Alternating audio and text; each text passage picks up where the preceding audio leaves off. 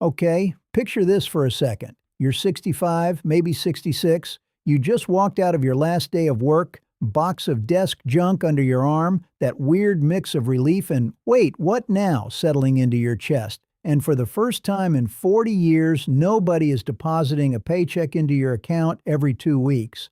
And you've got money. Actually, you've got money in like 4 different places. A 401k from your old job, a Roth IRA you started way back when someone told you to, a regular brokerage account with some stocks you've been holding on to since your kid was in middle school, and a savings account that just sort of exists. And now you're staring at all of it thinking, okay, so which one do I touch first? Honestly, most people freeze right here. Not because they don't have enough money, a lot of them actually do, but because nobody ever taught them the order to pull it out in. And that order, it turns out, can be worth tens of thousands of dollars over a retirement, sometimes more. My name is Steve, and I spend way too much time thinking about money, retirement psychology, and why two people can retire with the exact same amount saved and end up with wildly different outcomes just because of the sequence they withdrew it in. It's kind of wild when you think about it. The amount isn't always what matters most, it's the order. So today, I want to walk you through how to actually think about this. Not some rigid formula you copy and paste onto your own life, because honestly, that never works. Your life isn't a spreadsheet, but a real framework, the kind that helps you make smarter decisions year by year, so you're not accidentally handing extra money to the IRS or running out of flexibility right when you need it most. Because here's the thing, nobody tells you. Retirement isn't really about how much you saved. It's about how well you use what you saved. And that's a completely different skill. Let's get into it. Here's the first thing I want you to let sink in, because it kind of reframes everything else. The question, where should I withdraw money first, isn't really a savings question. It's a tax question wearing a savings question costume. Think about it this way. Every dollar you've saved for retirement has already been through some kind of tax deal with the government. Your 401k and traditional IRA? The deal was, you don't pay taxes now, but you will pay taxes later when you take it out. Your Roth IRA, opposite deal. You paid taxes already, up front, so now it grows and comes out completely tax-free. And your regular brokerage account, the taxable one, that's just your money, already taxed once, but you'll owe capital gains tax on whatever growth happened while it sat there. 3 buckets, 3 completely different tax personalities. And the order you drain them in determines how much of your retirement actually belongs to you versus how much quietly slides over to Uncle Sam.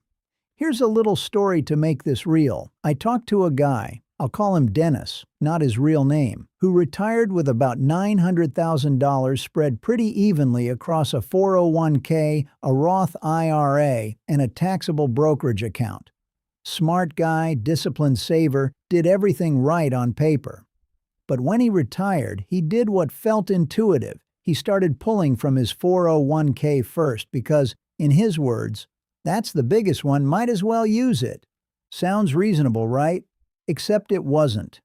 Because pulling heavily from a traditional 401k early in retirement, before required withdrawals even kick in, pushed his taxable income up every single year, which bumped him into a higher tax bracket, which also triggered higher Medicare premiums a few years later, because Medicare premiums are based on your income from 2 years prior, which, and this is the part that made him wince when he found out, also meant more of his Social Security became taxable. One decision, 4 different ripple effects, all because he didn't think about the order. So why does this matter to you? Because you're going to make this exact decision whether you think about it or not.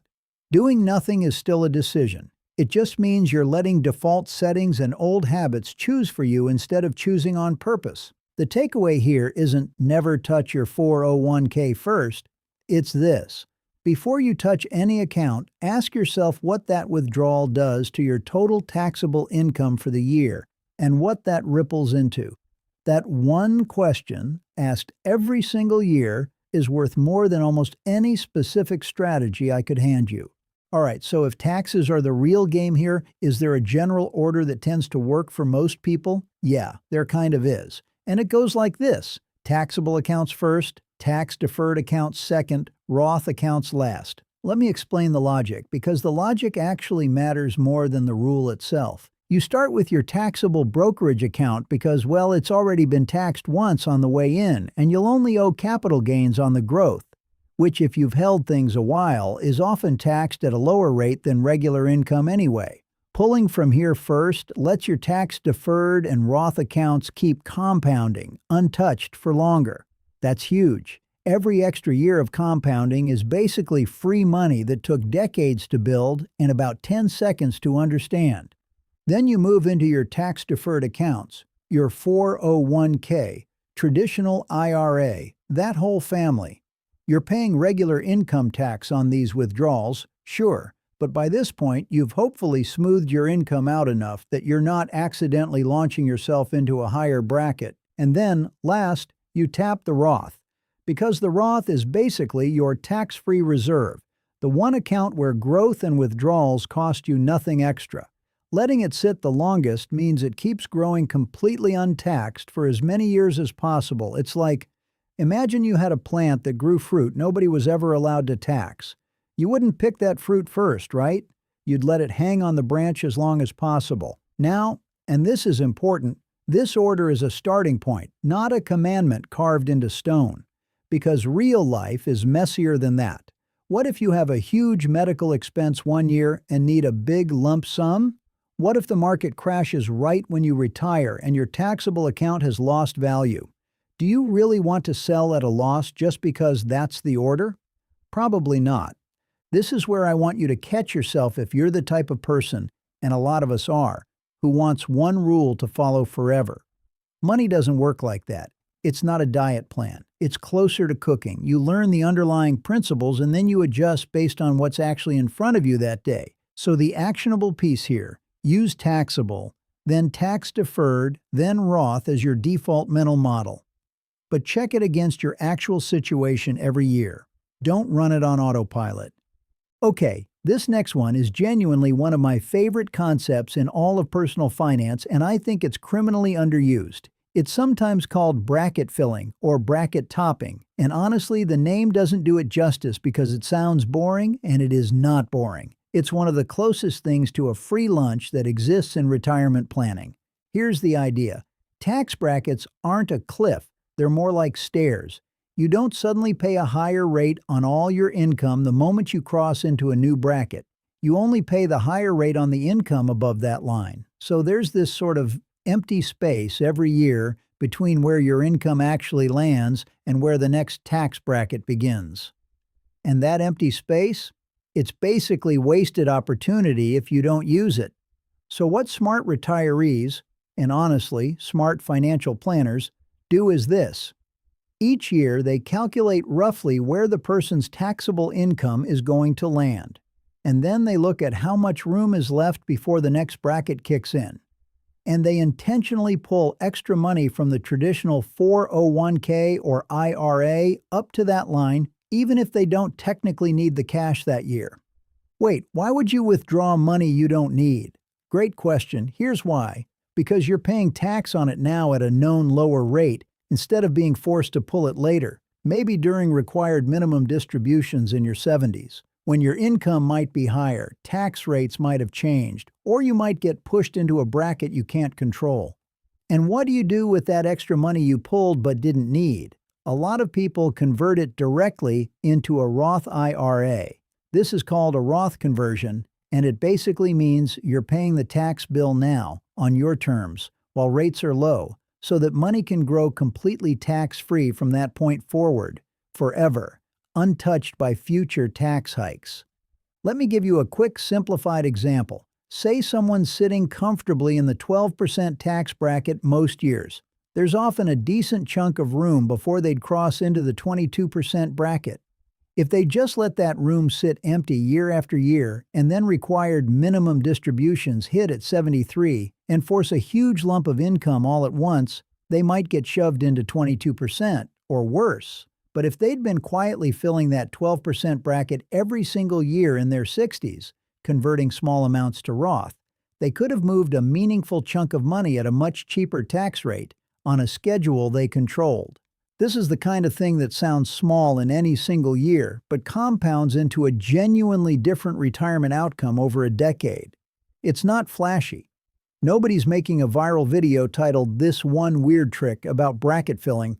Well, I guess I kind of am, but you know what I mean. It's quiet, unsexy, spreadsheet-adjacent work. And it's exactly the kind of thing that separates a retirement where you're constantly a little tight on cash from one where you actually feel some breathing room. I don't want to spend too long here because Social Security timing is honestly a whole video on its own, but I can't talk about withdrawal order without at least touching it, because it's tangled up with everything we just discussed.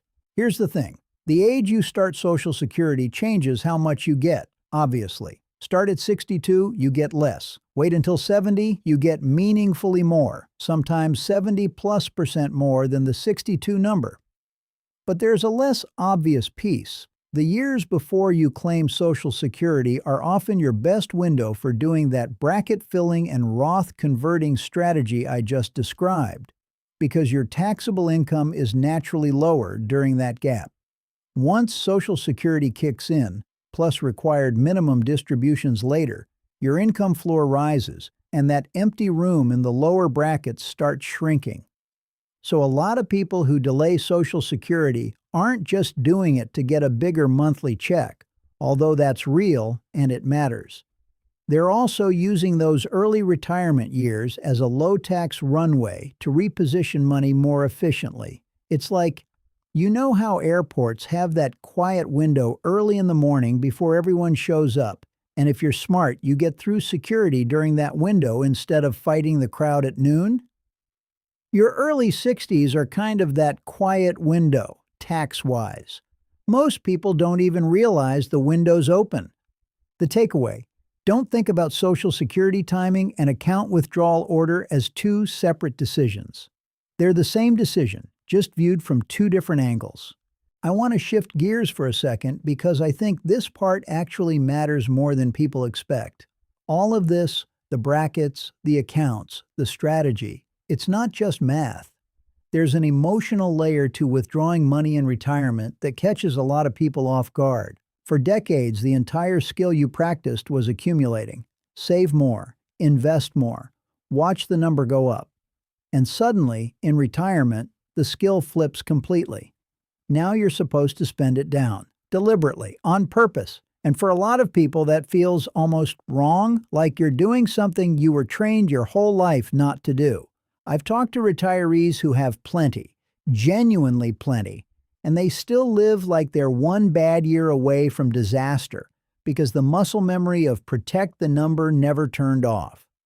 And that's a real problem, because an overly cautious withdrawal strategy driven by fear isn't actually safer. Sometimes it just means you worked all those years and never let yourself enjoy the result. That's its own kind of loss. So here's a small human piece of advice buried in all this technical stuff. Build your withdrawal strategy to be efficient, sure, but also build it to actually let you live. There's no tax bracket clever enough to make up for a retirement spent anxious and tight-fisted when you didn't need to be. So let's bring this back down to earth, because I don't want you walking away from this with a head full of tax brackets and no idea what to actually do. Here's a simple sequence of questions to run through, ideally once a year, maybe with a financial advisor if your situation's complex, or on your own with a calculator and some patience if it's not. First, what's my expected taxable income this year before any extra withdrawals? Second, how much room is left before I hit the next tax bracket? Third, do I have taxable account money I can use to cover expenses without disturbing that math? Fourth, is there room to do a Roth conversion this year, and does it make sense given where rates are and where I think they might go? And fifth, how does all this interact with when I plan to claim Social Security? That's it. 5 questions. Not a rigid formula. A lens. Run your actual numbers through it every year because your situation will shift. Markets move, expenses change, tax law changes, your health changes. The strategy has to breathe with you. So look, if there's one thing I want you to take from all this, it's that retirement withdrawals aren't some one-time decision you make and then coast on for 30 years. It's an ongoing conversation you have with your own finances, year after year, where the goal isn't just don't run out of money, It's don't hand over more than you have to, and don't white-knuckle a retirement you worked your whole life to earn. The order matters. Taxable, then tax-deferred, then Roth as your general shape. But held loosely, adjusted for the bracket-filling opportunities, the Roth conversions, the Social Security timing, all of it working together instead of in isolation. And honestly, most people never hear any of this. They just default to whatever feels intuitive, and intuitive is usually the most expensive option in the room. You don't have to be most people. You've got the framework now, the questions to ask, the logic behind them, the traps to watch for. You don't need to master it perfectly overnight. Just start asking the questions. Start looking at your accounts not as one big pile of money, but as 3 different tools with 3 different jobs. That shift alone, thinking in order, not just in totals, might be worth more to your retirement than 1 more year of saving ever could. Take care of yourself and take care of that money. It worked just as hard as you did to get here.